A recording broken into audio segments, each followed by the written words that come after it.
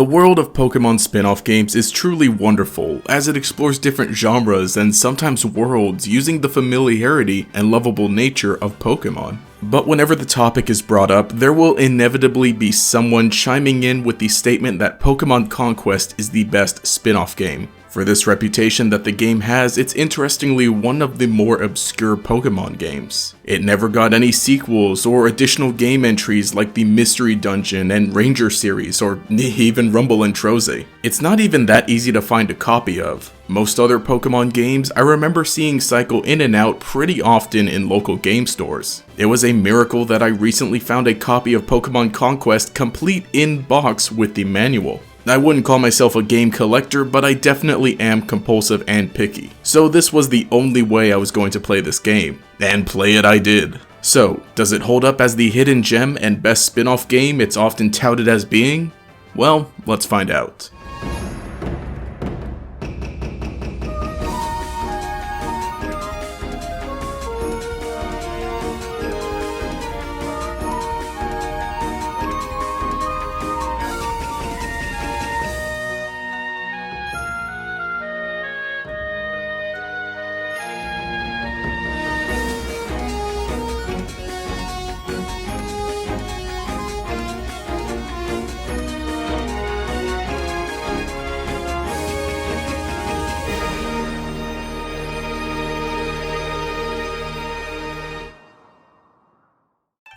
Pokémon Conquest was released on the Nintendo DS in 2012 during the 5th generation of Pokémon. It is a tactical RPG and is technically a crossover game with Koei Tecmo's Nobunaga's Ambition. Honestly, it's one of the strangest choices for a Pokémon spin-off concept. Games like Mystery Dungeon and Ranger felt at home with Pokémon, and everything else was basically just a puzzle game. We would later see a Pokémon fighting game that's a soft Tekken crossover with Pokken Tournament, but that still feels very much in line with Pokémon. A war strategy game set in a fictional feudal Japan was straight out of left field, but surprisingly works extremely well. As far as the concept goes, I absolutely love it. The whole point of Pokémon spin-off games is to create new experiences, and a game like this is the perfect way to do it. Rather than building up a single team of 6 Pokémon throughout a journey, you expand your empire of warlords and their partner Pokémon, strategically placing them to defend certain kingdoms or bringing them with you to conquer another. Maybe it's because I was feeling an itch for some tactical RPG action, but I found the gameplay of Pokémon Conquest to be very fulfilling, while also staying simple enough to feel like a casual pick up and play kind of game. Each Pokémon only has one attack with varying range. Again, it's relatively simple, but you do have to work to build some balanced teams. Not every ranged attack is useful in every situation, and the same goes for short-ranged attacks. And again, because each Pokémon only has one move, you're gonna have to bring some different types in order to cover all your matchups. The challenge then becomes properly moving each unit around the battlefield. If you've never played a tactical RPG, I can best describe it as chess, but each piece is a Pokémon with a move and ability.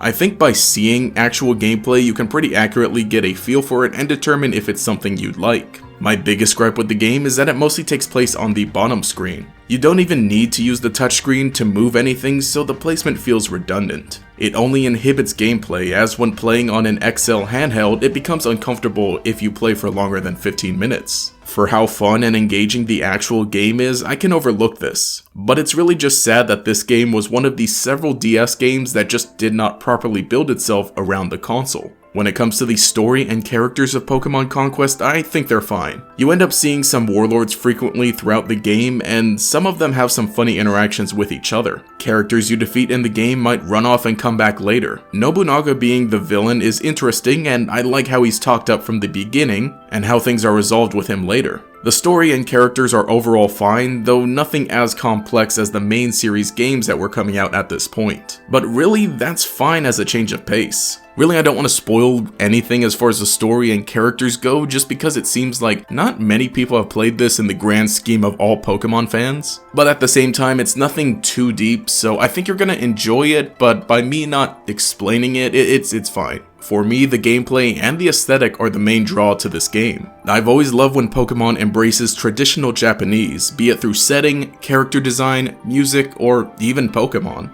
It always just feels very appropriate, and that it was done with so much care and appreciation. I mean, Pokemon is a Japanese property itself after all. Seeing it in full force for a Pokemon period piece is just cool to see and contributes to the gameplay. A tactical RPG like this could only work in this setting and world for Pokemon. I mean, unless you want to go the more European route, similar to what we've seen before in Pokemon, which by the way, would make a great sequel for Pokemon Conquest, but that's just an idea. As I mentioned, this game is a soft crossover with the Nobunaga's Ambition game franchise, which is much more strategic than Pokemon Conquest and of course, much more historically based. Nobunaga himself is even an actual historical figure, so seeing him in a Pokemon game is really strange, but makes for some interesting speculation of the Pokemon world. But then again, Japanese media as a whole just kind of does whatever it wants with various historical figures. I mean, just this year we got the anime where Nobunaga is reborn as a Shiba, so seeing him appear in Pokemon doesn't feel as special anymore, or as weird. But that's a small thing. As I mentioned, he's a cool character here. Pokemon Conquest was truly a unique experience. As much as I would love for there to be a sequel, I'm actually fine if we never see one. This game is already so original and iconic that it's fine as it is, and it will continue to be known as one of the best Pokemon spin-off games.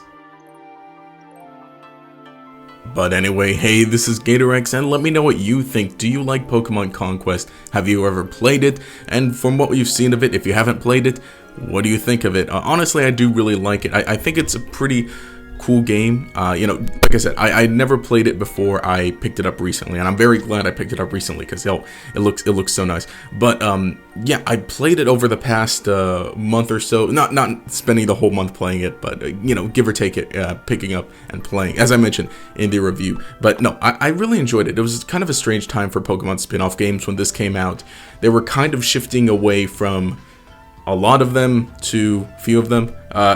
You know, I don't think we'll get a sequel to Pokemon Conquest ever. It's been about 8 years since it came out, and I think the time was right in Generation 6, the one right after this, when it came out. But you know, regardless, it's a fun game, and I think it's very fun, and I recommend you play it. If that didn't come across in the review or in the discussion video, then yes, it is fun and I did enjoy it, but I do think it kind of also works as just a game as a standalone. Now, recently though, I did get a 3DS XL, or sorry, a new 2DS XL, which is what I played it on, and as I mentioned, that kind of affected the gameplay in a bit, not necessarily in a bad way, but for one thing, I have this now, which I'll be playing a bunch of old DS games on, so if there's any other Pokemon DS game you'd like to see me discuss, obviously it'll probably take a month or so from now if I pick something up, but I'm also going to be using this for streams, my terrible streams, which are going to be starting back up on Friday, I hope, or hopefully going to be consistent, so